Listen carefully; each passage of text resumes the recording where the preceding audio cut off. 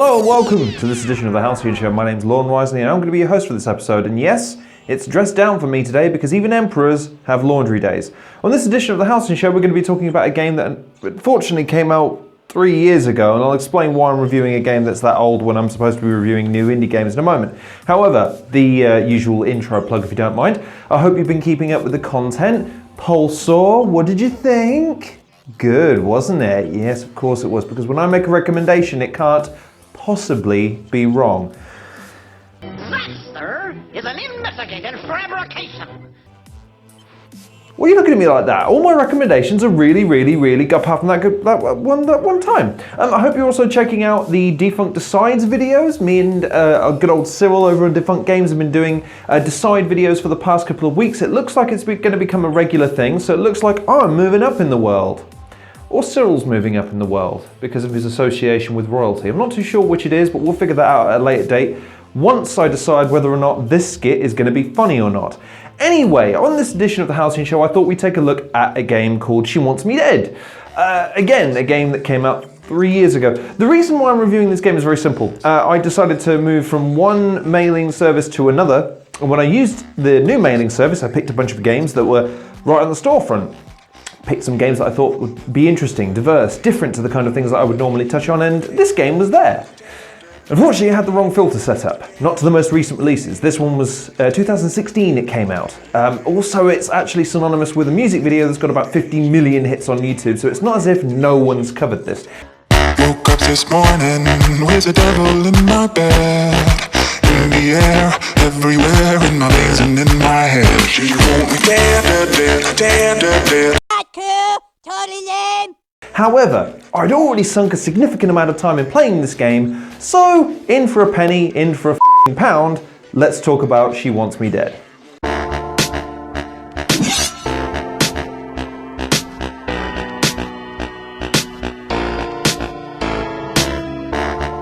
Published and developed by Hello There AB, according to Steam, She Wants Me Dead is a side-to-side platformer.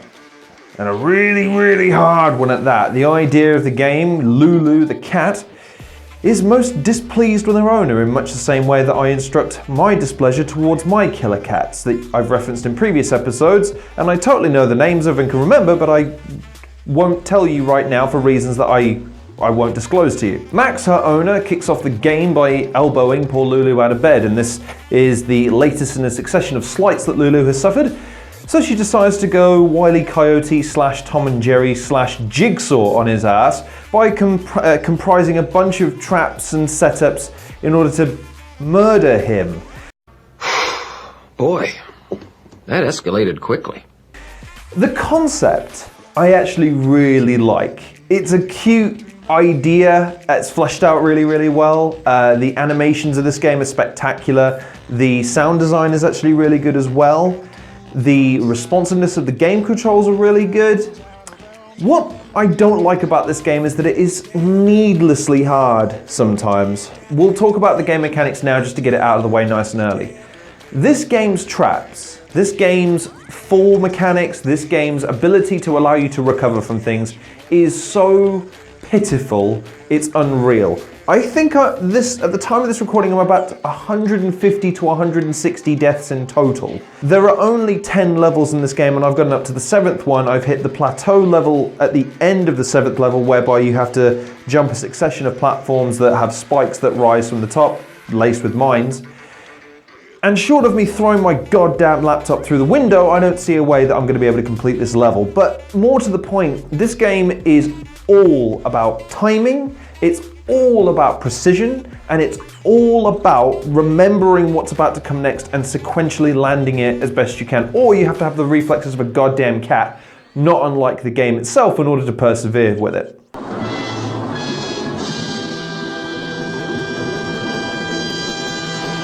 I will give the game credit for one thing though, the bounce mechanic is really helpful, as opposed to just moving left and right, and you can recover, you can pull back if you sense that you need to stop for a second. The traps are usually set up with things like axes, like I say, raising spikes that come up and down, mines, things of that nature. The interesting thing about this game is that they're timed to the beat of a song, She Wants Me Dead, which is from the music video from the YouTube video that you can find, and I'll probably put the link somewhere around here. I actually had an interesting experience with that, Because of the timing, you kind of get used to kind of going and you want to go when the music goes. The problem is the beat is usually when the trap employs, which means that every single time while I was trying to time it with the beat of the music, I'd get killed.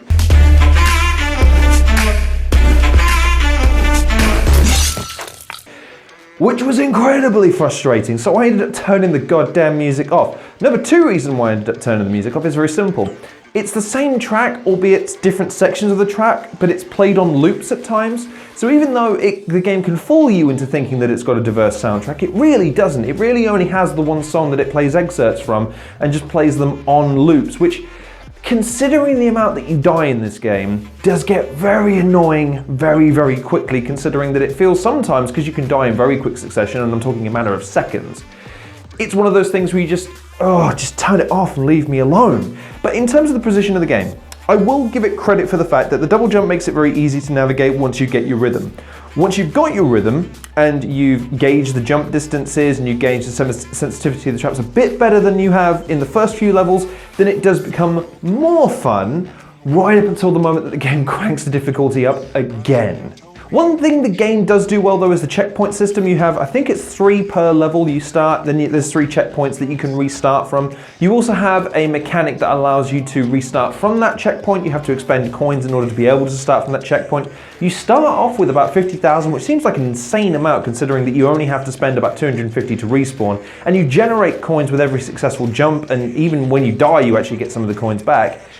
The only time that you will really spend coins is on the customization, which we'll get to in a minute, but I felt that on that basis the game felt more fair than maybe others that would make you only have a certain amount of lives, and you have 5 for every session, by the way, so you have 5 die, and then it offers you the ability to be able to spend some coins and replenish your life at that checkpoint, or you can restart from the beginning of the level and not sacrifice any coins at all. The downside is the reward is not very good. It's just a picture of Lulu in a weird, this game would be perfect for that family member of yours that's constantly posting cat pictures on Facebook. They will love this game, if nothing else, than, oh look, he's wearing a jumper, he's got a little grumpy face, isn't it cute? Isn't that hysterical? No! God, please, no! No! No! No! I hate cat videos. They annoy me to no end. There's nothing amusing about cats. They're just like dogs, only not as good. So, and I think we've established in some of the defunct Decides comments that cat is not as good as dog. So when you even have that basis for comparison, how can cats be better than dogs? But that's a separate argument for another time. We're not going to stir up controversy in the comment section by arguing whether or not cats and dogs are better. Although saying that would be wonderful for the views. Dogs are better. Fight me. Bring it on! But coming back to the game mechanics for a second, you have electrified fences and lines, you have flames that chase you, have the Indiana Jones trope at one point where a ball of fire chases you across the map. You have bouncing pedestals as well, you have smashing traps. It's basically Crash Bandicoot if Crash Bandicoot sat by and said, right Nortex, on you go chap, you set all these motherfucking things for me, now let's see how you like this bullshit. But is the game fun? Yes and no. Yes, because when you find your rhythm and you can bound your way through the traps, there's a weird sixth sense of satisfaction that you finally managed to beat the thing. The trouble is that it's such a sinking feeling when you realise that you're going to have to do another level and the level's going to be even harder. There's no satisfaction to be drawn from the game in that sense because, as we're about to come on to, the rewards are so lackluster, as I mentioned. The picture is pretty much the only reward. In terms of customizable options, there's some cool designs. You can customize your head, your torso, your hands, your legs. You can customize what tombstone. That's probably another thing that I should mention. The game taunts you in a sense by not only having the amount of times that you've died on a counter at the beginning of the screen when you load up the game, every single place you die has a tombstone listed so that you can see where you've died. Now you could make the argument that this is to try and help you get better at the game, to try and maybe preempt where you're having these problems. I argue no. I argue it's a big F you to say, hey, you suck at this game. Look at how many times you died on this level. Want to give up yet? And that is, again, in the game's defense, part of the game's tagline is this, it's super hard, will you love or will you hate the game? Fine. In terms of mechanics though, I argue this point whenever I'm reviewing a game. If I feel like it's my fault, if I feel like I've genuinely lost because it's something I'm lacking in terms of skill, I will not give the game crap for that. If a game is artificially hard and is artificially trying to gun for your ass, then I start to have a problem with it. Or if the mechanics are broken that lead to you not being able to get through this. What I think this game could have really done with to help lessen the cheapness factor is this. Some games employ a mechanic where you can backstep. So you run forward, but then if you press back quickly, you scuffle and maybe you continue moving a little bit, but it staggers you a little bit. Also, some games employ like a double jump mechanic where you can, especially if you can hit the wall. Mega Man is a great example of this, a game I've just started playing on the classic SNES, where you can bound up walls, especially if you haven't made the jump, so as to not cheapen the jump mechanics of a game, so that you don't just have boosters and infinite jumps. It means that you've got to gauge distances correctly, but if you don't, you do have the opportunity to recover. This game doesn't have that, albeit that there is a glitch in the game at some stages where if you carry on jumping, you can hit, but it's one of those ones where it's clearly a glitch. It's not a mechanic of the game, which is a little bit annoying because, again, the game otherwise is actually very, very well produced. The mechanics, for the most part, work really well, except for the sensitivity of the traps, as I've referenced before. The game looks fantastic. There's so many wonderful little visual cues in the backgrounds that you're going to be looking at. And in terms of the backgrounds, they're all wonderfully designed, wonderfully diverse. The black and white motif is contrasted nicely with some of the traps because of the fire being red and the electricity being blue. Contrasts really nicely. There's some real nice animatics that happen during the course of the game. The one that sticks out for me is the blimp that Lulu employs. That employs a nice platforming section where it's in motion, so you not only have to stay on the platform, but you have to navigate traps that are coming your way. That's a nice little section. And again, that's another thing I can give this game props for. Its inventiveness in terms of the platforming is actually really, really good. It's just that cheapness factor. It weighs heavily on me and it makes the game not fun. It makes me almost dread having to play it sometimes because I'm thinking, well, where's my satisfaction going to come from with this type of game? So maybe this game isn't for me, but if I can make a recommendation for this game in terms of who I think it would be suited to, the kind of person that appreciates really good quality indie games is going to love this game. In terms of somebody that likes story, this isn't really story heavy, but it's certainly got a good narrative and it's certainly got a nice premise for a story here. Now the price point for this game, for a game that's 3 years old, I think £6, or it's actually $5.59 as it stands at the moment. You can get the bundle of Hello There games for $14.04, you get 4 games for that. I don't know anything about the other 3 games, but they're Taekwondo based game, Kung Tun, and, bear with me, Kaba, which looks like there's some sort of an Egyptian motif. I mean, if the production quality holds up on these games, I'd probably recommend the bundle over just this game on that price point alone. It just doesn't seem worth it. Again, the customization options don't amount to much. The cinematics are fine initially, but they don't carry through the course of the game. It's just pictures. And again, the mechanics just infuriate me rather than make me feel like I nailed anything. There's no situation that pats you on the back in this game. And that's ultimately what costs it the fun factor. And if a game isn't fun for me, it's hard for me to make a rock solid recommendation. I'd recommend this game to people that love platformers. It's certainly a very good example of that in my mind in terms of its production quality, how solid it is. I didn't come across many glitches. There's not a lot of repetition in the gameplay in terms of the levels themselves. Once you've mastered, when your timing and things like that, the game might come more easily to you than it did to me. But in terms of that price point though, I feel like there are other platformers on Steam available right now that maybe lack that production quality, but exceed it in terms of its gameplay. And I'll endeavor to try and find a few in the coming weeks and months. But as it stands right now, She Wants Me Dead, it's an interesting game and it certainly catches your eye. It's the reason I downloaded it. It's the reason why I didn't check to see that it was already 3 goddamn years old. In fact, I've got the release date here, 13th of May 2016, so just over 3 years old. It's getting on in time now. But while I seem to be knocking it quite a lot this game, I can't say that I wouldn't recommend it at all. This isn't a game like Putin Run Out. This isn't a game like Theatre in Hospital, where there are quite clearly some severe deficiencies in terms of its production, its overall value, and indeed the premise of its gameplay. There's a lot here for you. It's just, there's that frustration factor that weighs very heavily on me, and I'd be remiss if I didn't pass it on to you prior to purchasing a game that, on balance, is way more expensive than other games that I'm going to be recommending. Again, Pulsar, for instance, is only like $1 at most at the moment. It's a really good value for the kind of game and the amount of time that you're going to get, plus the satisfaction level that you're going to get from a game like that. Same with Power Gunner, same with Data Defense, same for a few of the other games that I've referenced here.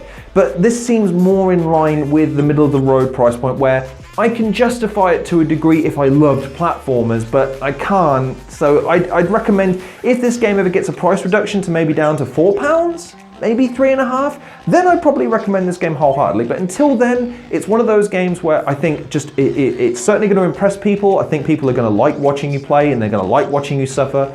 I imagine it's one of those games that YouTubers like because they get to die over and over again and get really frustrated and throw their 100-pound controllers at a wall only for their subscribers to buy them another one.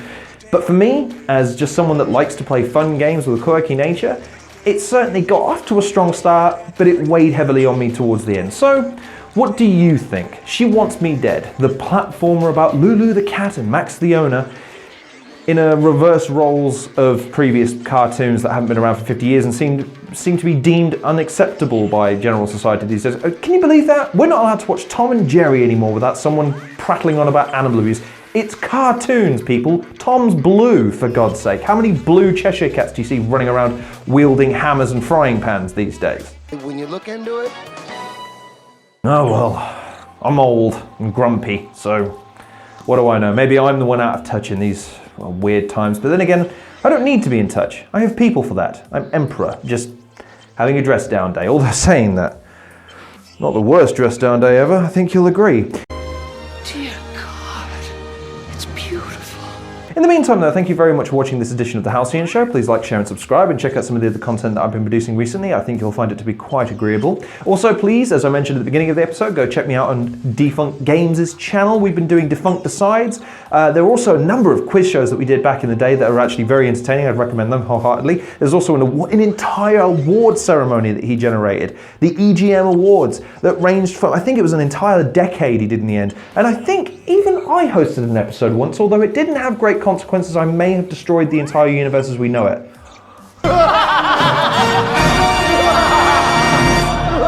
Kind of ended that badly. I ended up being emperor, so good news for me, albeit that means that Marty McFly is probably going to come back for me to stop this timeline. Oh well, never mind, I'll have that to look forward to. In the meantime though, also please go check out some of the other content creators in the description below. They'd all appreciate a like. Crow, my boy, has just celebrated an anniversary edition and done an episode where he talks about what his plans for the futures are, so I would thoroughly recommend you go and give him a shout. GFY is always producing great content. Same with Tevye, he's producing content on a very, very regular basis, so I'd go recommend him for all your comic book needs, and of course Defunct Games himself. Go check out some of his videos. He's producing content almost every day, so go support what he's doing over there. In the meantime though, please take care of yourselves. I've been your host, Lorne Wisely. Please feel free to follow me on Twitter. I'm usually hurling abuse at someone over there. In the meantime, I'll see you guys in the next episode of The Halcyon Show.